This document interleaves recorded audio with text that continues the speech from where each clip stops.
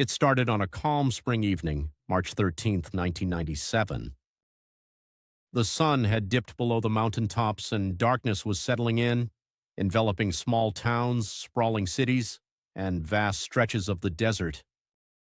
For the residents of Arizona, Nevada, and even parts of northern Mexico, it was a typical evening. That is, until they looked up at the sky. What they saw was something unexplainable, something that would leave scientists, government officials, and ordinary citizens debating for decades: the Phoenix Lights.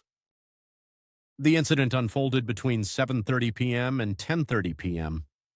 Thousands of individuals reported seeing a massive V-shaped object floating silently overhead.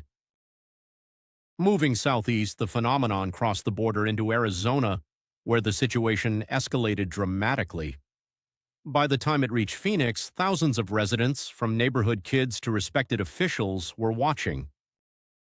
Doctors, pilots, police officers, and even the state's governor at the time, Fife Symington, all saw the lights. But one thing united them all. It was unlike anything they'd seen before. One Phoenix resident described it as the size of a football stadium, so massive it was impossible to comprehend how it stayed airborne. Others remarked on its absolute silence, an unsettling feature for a craft of its reported size. Some witnessed a boomerang-shaped structure, others saw orb-like lights hovering in synchronized patterns.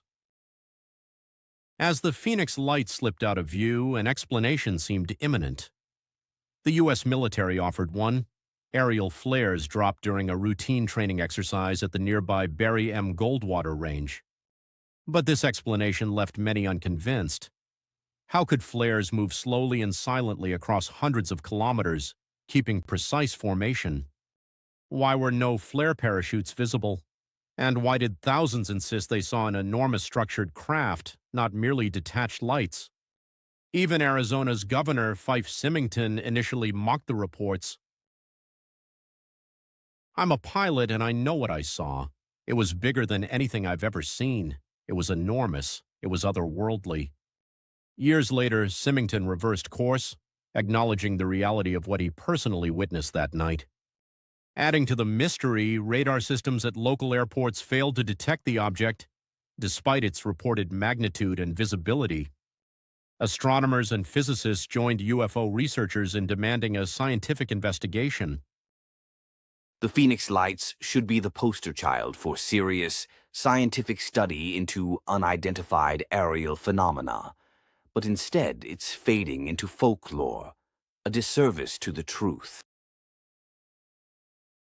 The incident quickly gained global attention, entering the lore of modern UFO sightings, sometimes called the Roswell of the modern age.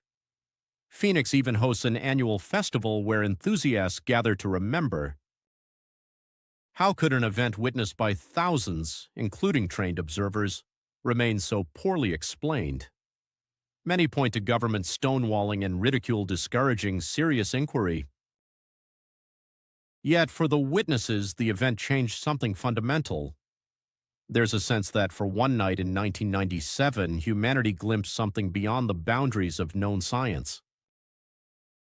So, what exactly were the Phoenix Lights? A classified operation, an elaborate hoax, or something more profound?